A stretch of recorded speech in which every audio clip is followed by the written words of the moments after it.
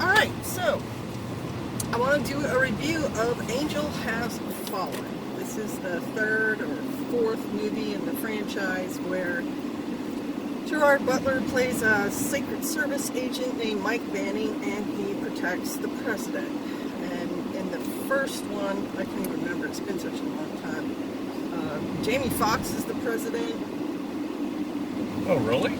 Well, maybe it's the second one he's the president. It might be Morgan Freeman. I can't remember. It's been that long since the first one Probably came Morgan out. Freeman the whole time. But it brings up the concept that somebody, a military strike on the White House itself, and the target being our president, which is exciting and sexy and whatever.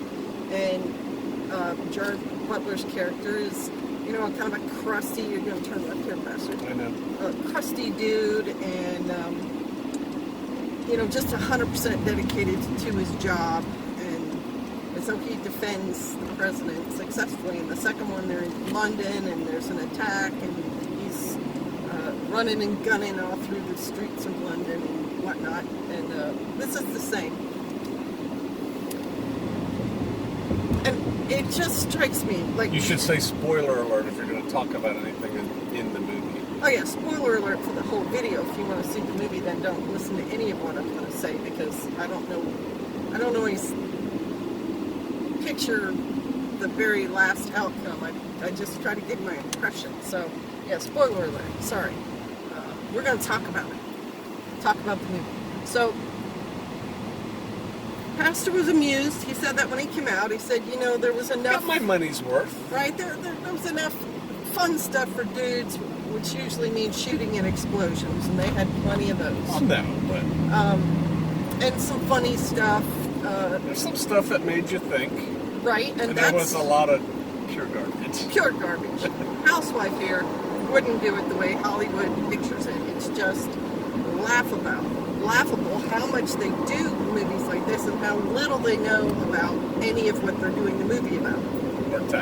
Or tactics or common sense or anything like that. And they also got to politicize it. So there's a line in there about, Russian collusion, like the stuff that's been going on in the election, which is hilarious, because if you study facts, the people with the most ties to Russia is Hillary Clinton. And it's a very Hollywood thing to state something like that and plant that little seed of doubt in people's minds and think Trump and Russia, when it wasn't Trump and Russia, it was Hillary and Russia, and Bill and Russia, and they Joe named Biden. the president Trumbull. Right? Trumbull, yeah. And Joe Biden flying his son over, or whoever it was, on his own plane and spending millions for him to make a deal over there. So that's Hollywood. They're going to say one thing and the truth is going to be the opposite. So one of the things that made you think, at least for me, was the use of drones.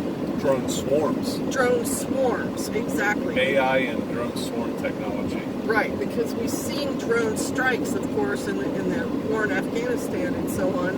And swarm theory has been around for a while, but in movies it came out with a beautiful line with Russell Crowe.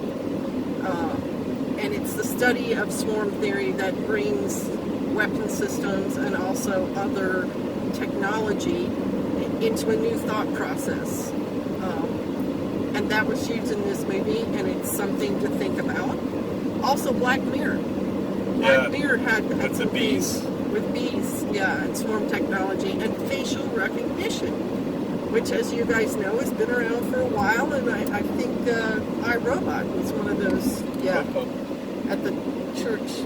Maybe there was a break-in or something. iRobot is one of those movies where facial recognition technology comes out, and even Terminator, sort of. He had that, computer in his eye, and he would sum things up, and he would videotape stuff and so on. So that's definitely around, and it, some states have the cameras above the stop lights and things, trying to get video of people and then take everybody to court for breaking the law, not turning turn signals on red, right turn signal on red, and if people cross that little crosswalk line, to get a picture of that and then prosecute based on that. And what was the other thing? the Swarms was one, and there was one of Eric Prince. Right. So Pastor and I were just recently talking about Eric Prince because it was in a Joe Rogan interview with a man named Bill Burr, and you got to be an adult to watch any of that man's interviews. He does a good job, but man, he has got a filthy mouth, and they all do, and they talk about some pretty twisted stuff that I don't enjoy. But they did bring up in this one interview the point that in their eyes, and this is the entertainment industry, so right next to Hollywood, comedians, they were certain that Eric Prince, who runs Blackwater, has enough of his own private army that he could wage war on his own country. Because I didn't listen to it, you did. They said that he could wage war on America? On America. He wouldn't stand a chance against the 82nd Airborne. Which is ridiculous, right? Or 10th Mountain, or, whatever. I mean, no. Right. He could wage war on a lot of countries. Yes. But he couldn't wage war on America. No, not absolutely successfully. not. No. And if he did wage war on a country, he'd be fighting that war's army. Yeah, but in Africa, it's actually not that hard. So that was a discussion, and then that is an issue in the movie with one of the characters.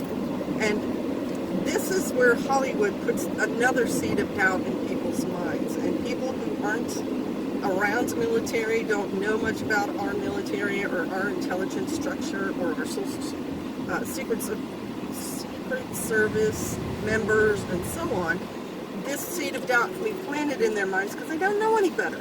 But We're also contractors. Like in the movies, private military contractors are always bad guys. Always bad guys. And they're usually blonde. This one had some dark-haired guys, but it's like, come on. But Hollywood's seed of doubt that it plants is that these men who serve their country for less pay than a Hollywood producer gets paid, by far, and whose families go through all the stress and the struggle of supporting a person in the military and end up doing so many things, on their own, and, have children while their husband's overseas or whatever, that Hollywood looks at it like these guys would actually turn on their country.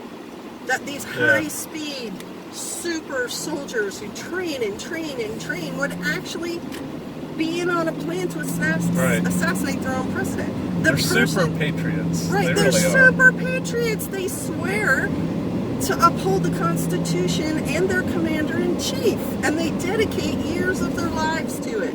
And all kinds of physical, they're cold and they're hot and they're stressed and they're training and they're shot at and blown up and all this other nonsense for the president. And so, of course, Hollywood, in their mind, these men could be turned by mere money. Because that's what they value. Or drugs. Or something stupid like that to turn on the government that they dedicated their lives to. It's ridiculous. It is a ridiculous premise. There is no way in the world that could happen. But I'll tell you how it could happen.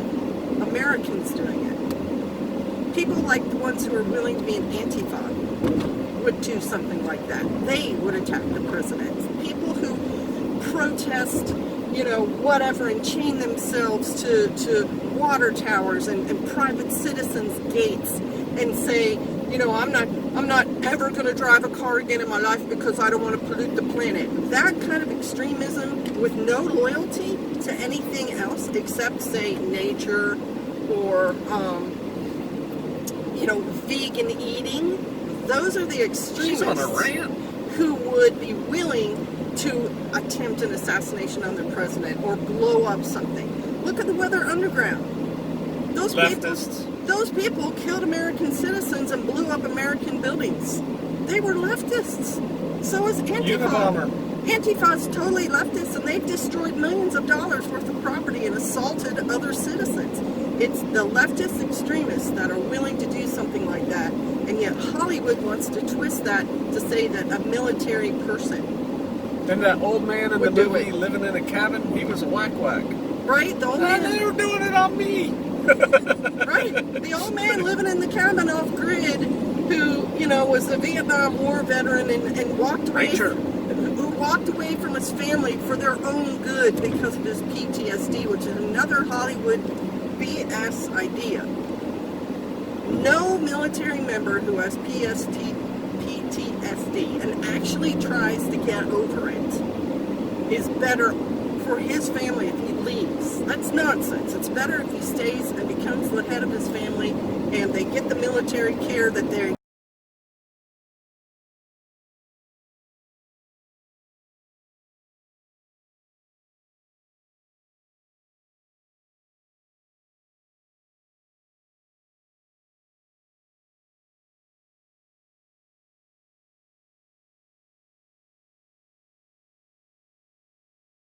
So we got cut off because I ran out of battery space on my phone. He was talking about evil black rifles and the horrible tactics that are in movies, which is true, and I've said it in other videos too.